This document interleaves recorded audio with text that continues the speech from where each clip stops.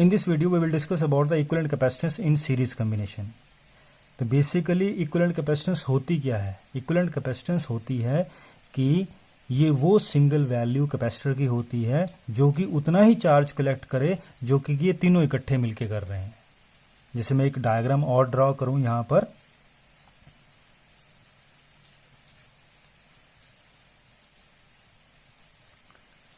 ये मैंने चार्ज इसका मान लिया कैपेसिटेंस C इक्विवेलेंट है और ये बैटरी V है, इसी के बराबर बैटरी है. ठीक है, थ्रो की लगा दिया मैंने.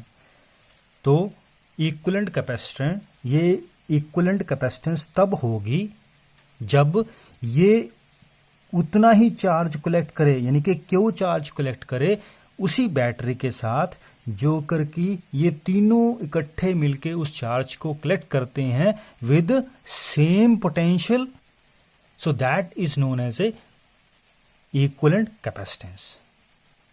दोबारा से बोलता हूं कि इक्विवेलेंट कैपेसिटेंस वो सिंगल वैल्यू ऑफ कैपेसिटर होती है, वो सिंगल वैल्यू कैपेसिटर होती है कि जो ये तीनों इकट्ठे मिलके वो चीज करते हैं. ये तीनों इकट्ठे मिलके क्या कर रहे हैं? They store the charge.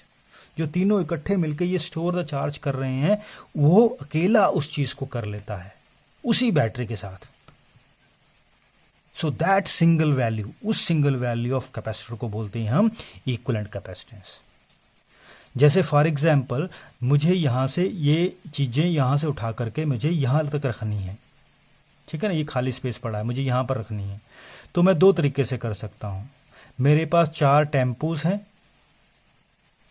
और मेरे पास एक ट्रक है. दोनों सारा सामान 4 टेम्पो में आ जाता है, यहां पर सारा सामान एक ट्रक में आ जाता है और दोनों वहां पर पहुंचा देते हैं. तो यहां पर देखो ये 4 टेम्पो वही चीज को काम कर रहे हैं और वहां पर एक ट्रक काम कर रहा है. तो this means that one truck जो है वो 4 टेम्पोज के इक्विवेलेंट के बराबर है. सो this is the meaning of equivalent capacitance. चलो हम अब डिराइव करते हैं कि इक्विवेलेंट कैपेसिटेंस कितनी होती है ना. We derive the formula. तो उसके लिए हम क्या करते हैं, मैंने 3 कैपेसिटर ले लिए.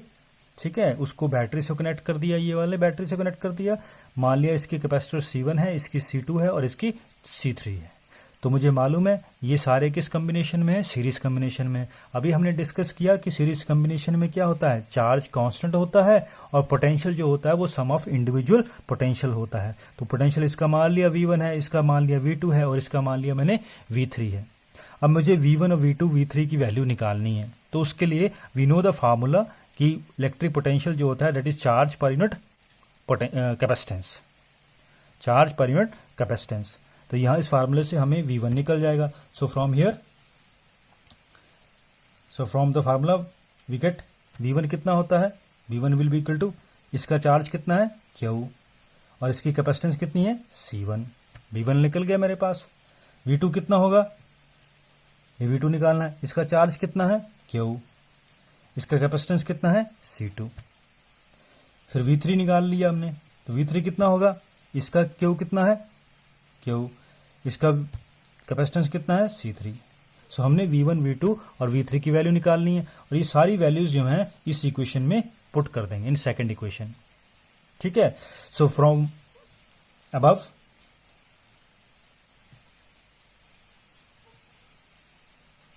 And from second what we get, V कितना आएगा मेरे पास, V is equal to Q divide by C1, Q divide by C2 plus Q divide by C3. तो यहां से जो चीज कॉमन निकलती है उसको कॉमन निकाल लेंगे हम. तो क्या है मेरे पास कॉमन, सो कॉमन आया मेरे पास यहां पर Q. सो मेरा left 1 C1, 1 divide by C2 plus 1 divide by C3. So this is your, इसको मैंने इक्वेशन 1 मान लिया. 1 तो ऑलरेडी देयर, इसको 3 मान लेता हूं. I consider this is a third equation. Now अब मुझे करना क्या है, बेसिकली मुझे करना यह है कि इन तीनों को रिप्लेस करके मुझे एक सिंगल कैपेसिटर बनाना है जो कि उतना ही चार्ज कलेक्ट करे जितना ये तीनों मिलके कर रहे थे. सो मैंने मान लिया कि एक नया कैपेसिटर है, उसकी कैपेसिटेंस जो है वो C इक्विवेलेंट है जो कि उतना ही चार्ज कलेक्ट करता है जितना कि ये तीनों मिलके करते हैं उसी बैटरी के साथ. सो इसके हिसाब से, इस फार्मूले के हिसाब से मुझे कितना V निकालना है, तो यहाँ पर V कितना आएगा इस फार्मूले के हिसाब से, इसमें चार्ज Q है और डिवाइड बाई C इक्विवेलेंट। इसकी वैल्यू मैंने यहाँ पर पुट, क्योंकि ये भी वही पोटेंशियल है और ये भी सेम पोटेंशियल उसी बैटरी के साथ। So what we get from this question, मैंने फोर्थ मान लिया, फ्रॉम थर्ड एंड फोर्थ क्या है मेरे पास, so Q divide by C equivalent is equal to Q 1 divide by C1 plus 1 divide by C2 plus 1 divide by C3। तो यहाँ से Q get cancel out, finally what we get, so we get 1 upon C equivalent is equal to 1 upon C1 plus 1 upon C2 plus 1 upon C3। So this is your equivalent capacitance in series combination. So the reciprocal of equivalent capacitance is equal to sum of reciprocals of individual capacitance. So this is your all about your equivalent capacitors in series combination.